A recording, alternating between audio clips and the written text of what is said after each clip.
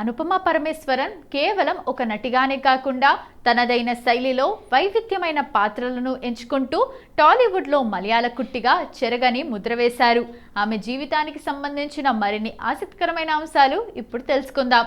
అనుపమ 1996 ఫిబ్రవరి 18న కేరళలోని ఒక మధ్యతరగతి కుటుంబంలో జన్మించారు.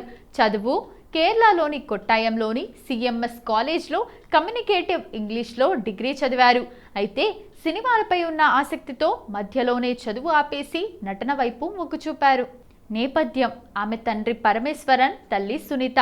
ఆమెకు అక్షయ్ అనే తమ్ముడు ఉన్నాడు. ఆమె ప్రయాణం ఒక మెరుపులా మొదలైంది. తొలి అవకాశం: సోషల్ మీడియాలో ఆమె ఫోటోలు చూసి డైరెక్టర్ అల్ఫోన్స్ పుత్రేన్ ప్రేమం ఆడిషన్స్కు పిలిచారు.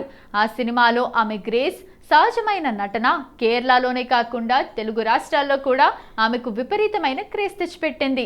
తెలుగులో నిలదొక్కుకోవటం.